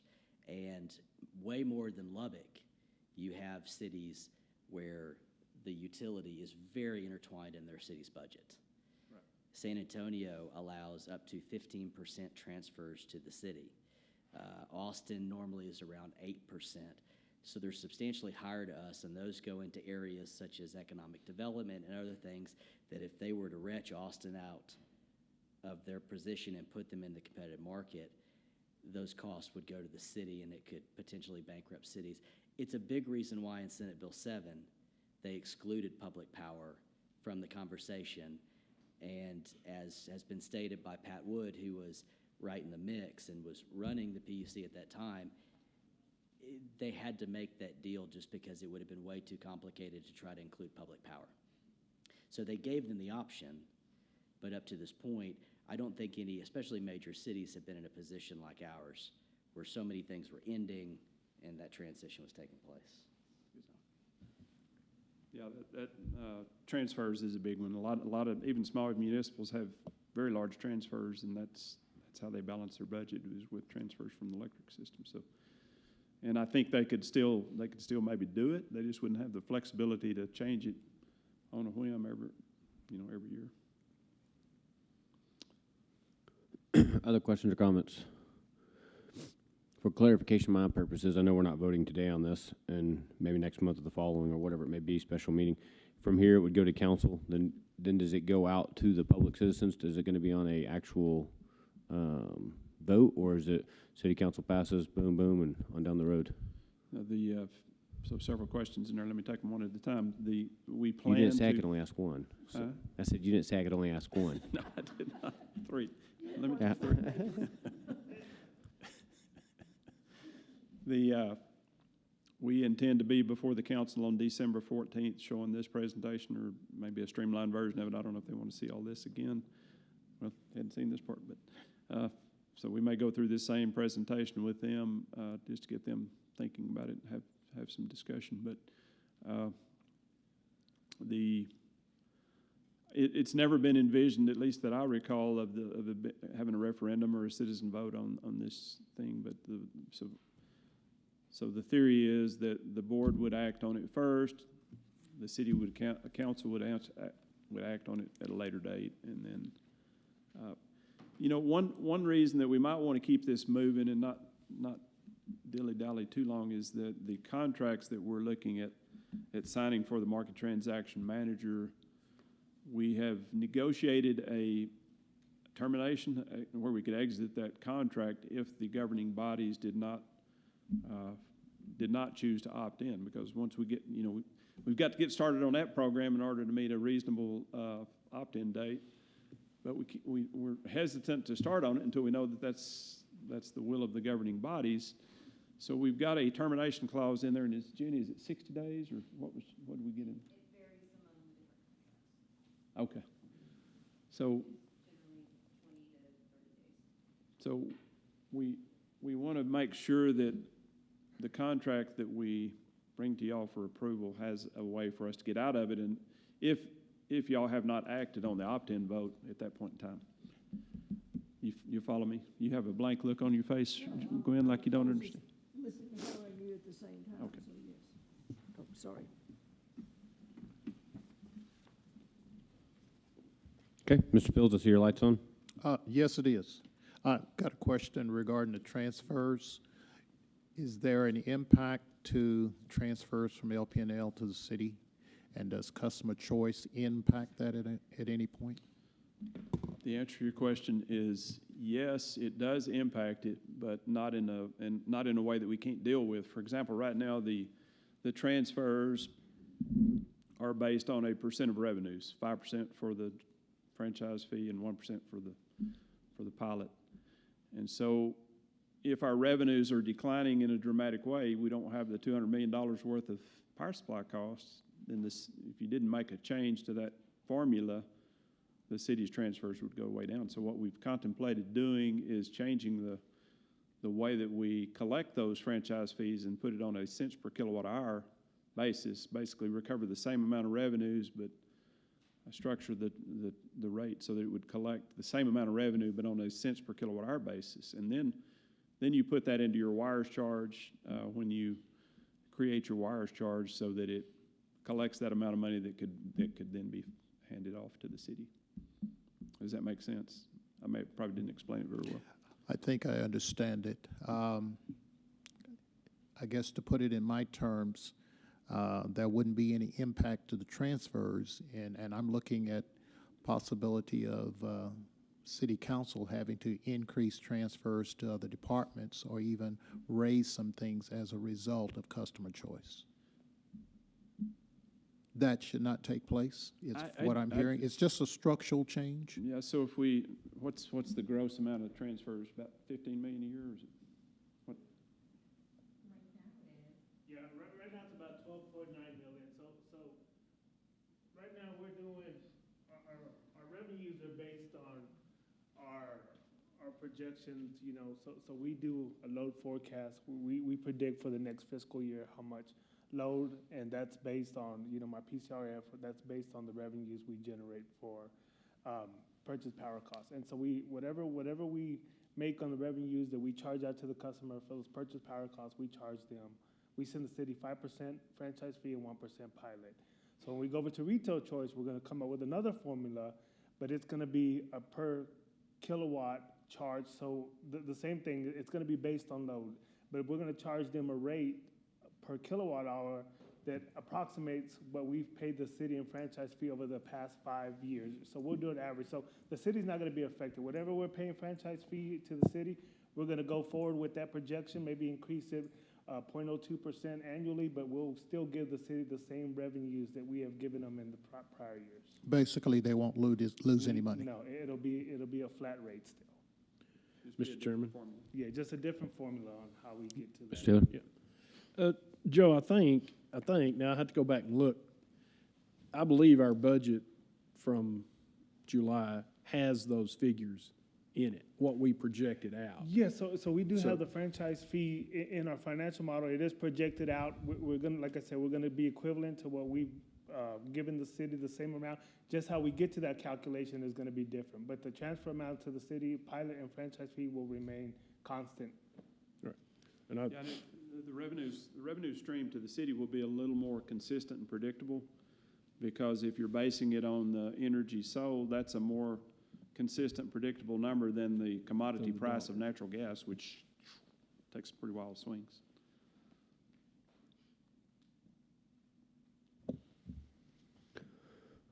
Any other questions or comments?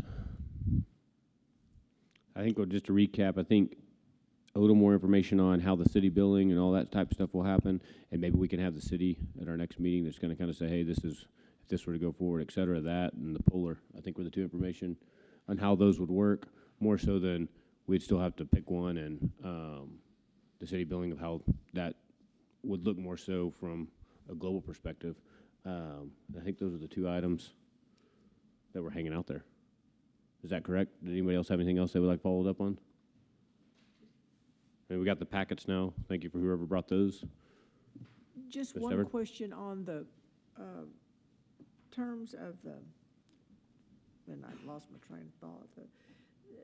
If we go with the polar, does that affect the risk with the credit agencies? You know, because when we did the credit agencies, it was going to retail. Will that change that, or that's an unknown?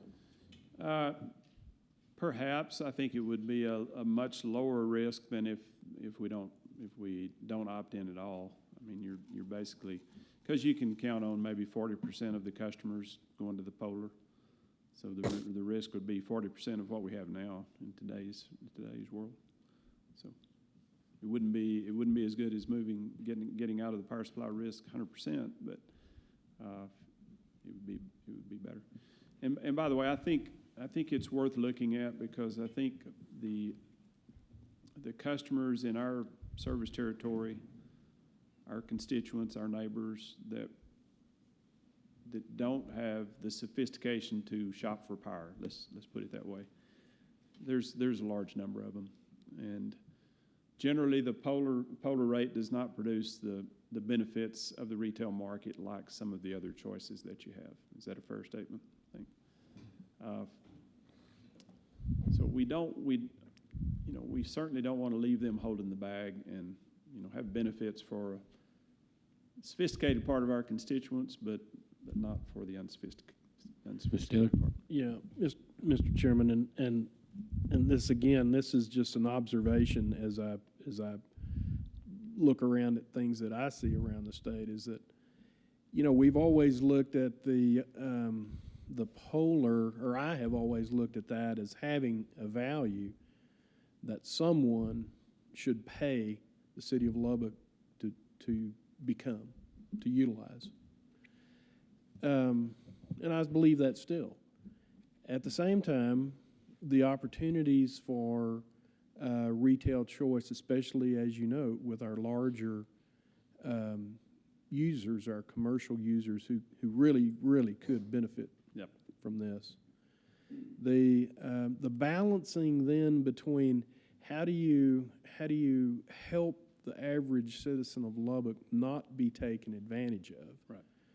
If we exit the market, retail market completely, there's nothing really we can do to protect the average retail customer from costs, So I don't know, and this is just something, again, it's just I'm thinking out loud because we want to make sure we make the right decisions for the ratepayers of the city of Lubbock. So anyway, we will take a hard look at an option for us to become the polar. I think you raised some really good points, Mr. Taylor, and I think it's worthwhile to look at. So we'll try to have a deep dive on that by the time we meet again.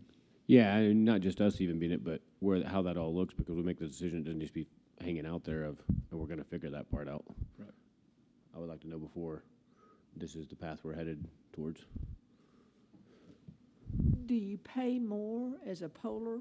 Is your rate a little bit greater because there's more risk? There's more risk on the part of the So that's why people would want to be a polar. There's more risk on the retail electric providers to serve customers that don't have good credit, customers that get disconnected frequently. You have more overhead associated with those customers than you do with a good paying customer that has really good credit, or somebody that pays, has auto pay or online pay. Or someone who's just too lazy to go do it. They just, I'm just like, use my mom who's moving down there. She's not going to be used to this, and she's going to be lumped into that unless, hey, this is where you go to the power to choose and pick this, et cetera, yada, yada, yada. So they just fall into that polar category. Yeah. Or assume. Yeah, polar rates are higher than some of the other rates that I was shown on the chart there. Okay. Mr. Chairman, Yes, sir. I think in most of those areas that those IOUs, the legacy IOUs are the polars, aren't they, in most of those Yeah, we locations? did the polar RFI, and we got responses from Reliant and TXU. They're the two big polars in ERCOT, and they provide the most polar services in ERCOT. There's a couple of others that provide kind of specialty polar services, but they're the two big ones, and it's fair, the fair statement, their polar rates are higher. And they're approved by the PUC. They go through a selection process, and they approve those rates, but they're higher than what you can get in the Power to Choose website. And those were the only two who really expressed any interest in. They're the only two that responded to the RFI. Now, that was just an RFI. It wasn't an RFP to select a polar, but there might be more interest if we did an RFP to select a polar. Thank you, Mr. McCollum. Thank you for everything. Yeah, thank you, and thank your staff who presented and helped us on this one, and we'll follow back up. And in the meantime, we've got the presentation, so if you guys have anything else additional y'all would like. So did y'all get a copy of the presentation? Yes, sir. Okay, good. See, nope, we're out. If we, with the rates, if we decided to be the polar, would our rates have to be approved by the PUC too? I don't think so. I think the local governing bodies determine who the polar is and what the, you determine the process for I just selecting didn't the know, polar. you said that I think- TXU and the other one had to go to the PUC. I don't think that's necessary. Jenny, correct me if I'm wrong. Well, I have not looked into that specific question. The way everything seems to be structured, I don't think it would need to go to the PUC, but that's another, I'll make a note to look at that. Yeah, I'd just like to know. True. It's a good point. But yes, typically, the polar rates are filed at the PUC, and that's all publicly available, even if it's for informational purposes. A lot, like the pro forma tariff we were talking about for access rates and everything that we would do if we opt into competition, that gets filed for informational purposes at the PUC. So it may need to get filed, but it may not be decided on. But I will make a note to follow up on that to answer those questions. Anyways, good. I talked to Jamie briefly.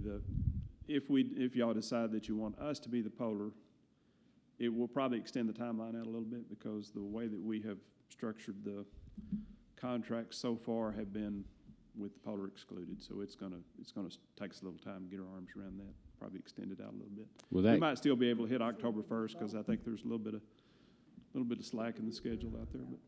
But then back to that, it's the decision. If we're the polar, I think that would go back to almost city council, would it not? That would be their decision on how that, and then whether this board even exists. I mean, if you're going down the path, it's. I'm just saying, but anyways. I think they're counting on you to make recommendations. I know they lean on you Right, pretty to get up heavily to for that stuff like this. point, but I'm saying further on down the road.